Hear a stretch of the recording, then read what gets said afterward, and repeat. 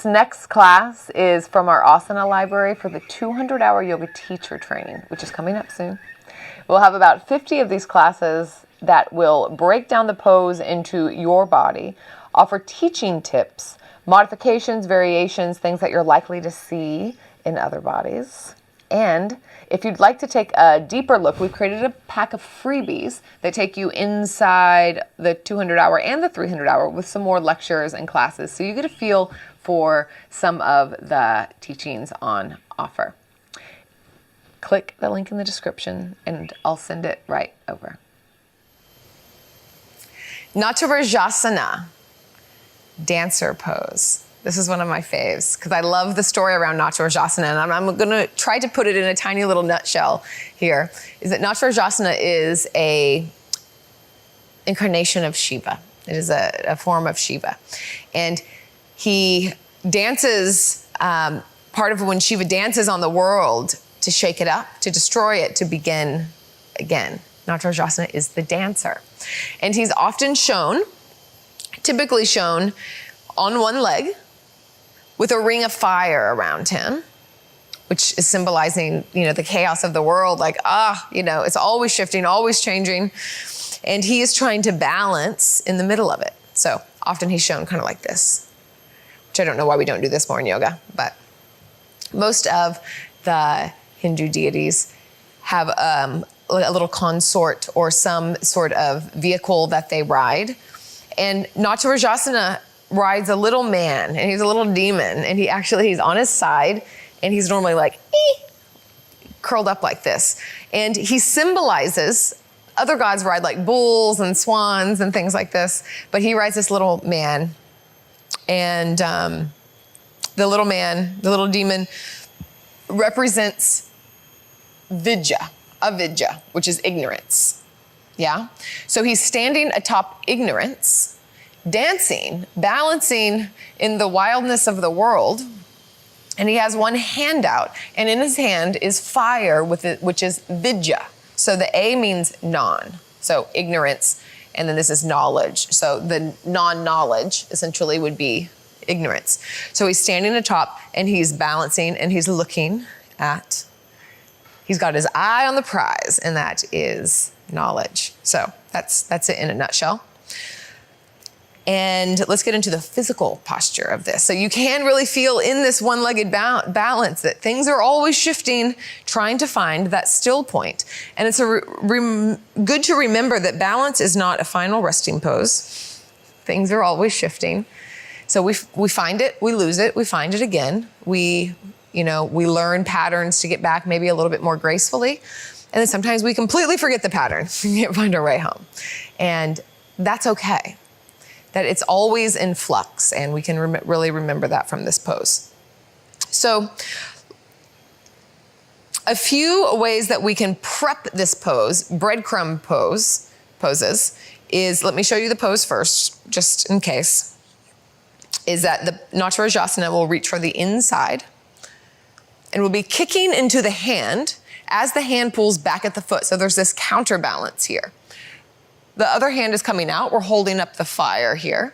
So this is where we're headed. It's a big pose.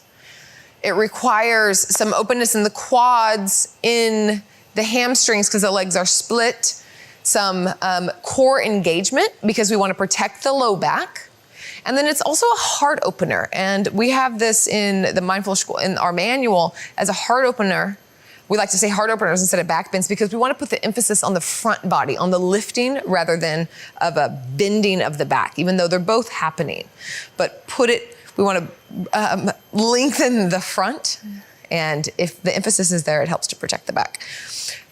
Quickly, a few prep poses here that I like, and you can do many, is, you can do this in a class, then grab for the foot, and then this kick and lift. So this is opposite hand and foot.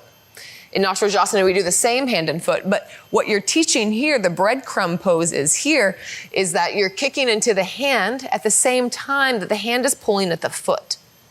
So you really want that strong relationship there because that aids in the proprioception and the power of the pose.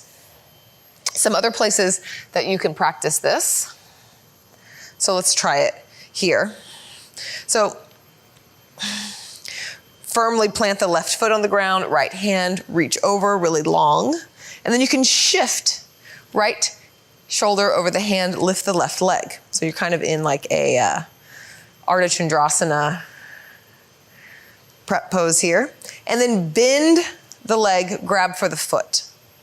You can grab for the outside or the inside. So here you can cue that pose.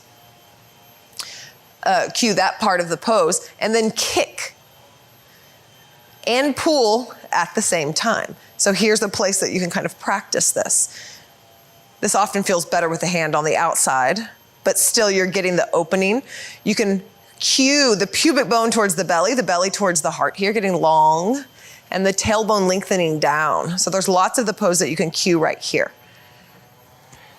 So that's a great place to practice as well. Let's see. I would typically come into another balance pose prior. So you can come into tree pose prior. You can come into standing splits, something where we're practicing the balance a little bit so that that's already in the body before you come into Natarajasana. So there's just a few teaching tips and self-practice tips. So come to the top of the mat. We're gonna go through two different versions of Natarajasana here so you can see. Top of the mat, this is the one that you'll probably likely see more in flow classes. Stand into the right foot, pick up the left foot. Hand on the outside or the inside requires a little bit more of an external rotation up here. And we're gonna kick into the hand as the hand pulls back. Some buoyancy in the standing leg. Right arm can come out. And you're gonna kick, kick, kick, kick, kick. Keep the heart lifted, lifted, lifted. Kick, kick, kick. And you can lift the arm up. This can be nice. It helps to, I think this helps to lift the heart even more whenever you can lift the arm. Gazes towards the hands. Continue to kick into the hand. You can slowly come out. It can be nice to step back into a high or a low lunge or into warrior one. It can be nice to come in and out on in between this transition. So if you want to transition from here, you shift forward, grab for the foot, kick and lift. That's the cue that I normally give. Kick and lift. You can come forward more. When you're ready to step back, bend the standing leg, long reach back, come forward. And then once more, bend low, push off, inside or the outside. So here's with the outside. You can kind of feel the differences. Hips are square and coming down. Natarajasana. So that is one version of it. It's really that counterbalance between the kicking and the lifting. Continue to open the heart. Think lifting the heart, and cueing the hand can support too. Let me show you some different variations of it. So let's, on the other side here. Kick and lift, kick and lift, kick and lift. This is really high. You can also come low. So begin to bend more at the hips. So you're shifting more down. You can also bend more, find the floor. This is gonna be really big opening in the legs, lots of standing splits prep here. So some different options. You can come from the floor up. And again, it's fine to lose your balance. This is really what we're working on here, is the losing of it and coming back in. So you can find ways to test your balance. And so it's beautiful to see that happen, because it's how we treat ourselves on the way back as we find our way back. So that's one version of Natarajasana. The other one, we can play around with a strap. And this is a different version with the arms above the head. Strap, take it behind the head, like it's a jump rope. Put the foot, point the foot, a little bit of flex. It's at the knuckles. The strap is at the knuckles of the foot. And then put it on like a backpack. Lift the arms up. I would do dolphin pose prior to this, or some melting heart. with the elbows bent, some puppy pose, to open up the triceps. Buoyancy in the leg. And it's the same thing though. It's a kick and lift, a kick and lift. Here the hips are much more square. And you can walk your hands down the strap. So this really keeps the heart up. Kick and lift, kick and lift. The tendency is to just pull with the hands here because they're in the strap, but you need to continue to kick, kick, kick, kick, kick. That's what gives the balance. Coming down. Other side. So 2 different versions of dance or Natarajasana. You'll be more balanced on one leg than the other, likely. So find your balance first and then begin to walk the hands up the strap.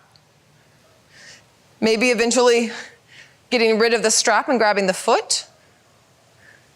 Never needs to happen. I think that's probably forever out of my practice. Gaze at one point. Your drishti is looking at one thing that's not moving, so not me. And then when you're ready, slowly coming out. Natarajasana. Again, this is one of my favorite poses. It's really fun to put into sequences, kind of coming in and out of the crescent or of the warrior one. You can come, you can come out into a side dancer. You can come out of it slowly, wrap around into eagle pose. And there's lots of little places that you can kind of play with the transitions of this. Cueing, I would cue, again, the foot, the kicking the hand, the kicking and the pulling. It's that equal opposition is so important here, quite vital. And the opening of the heart, the lifting of the heart, and engaging of the belly. Both of those things will help to protect the low back, which is really what we want to be wary of. So play with your balance, watch your mind as you fall out and come back in, and have fun with it.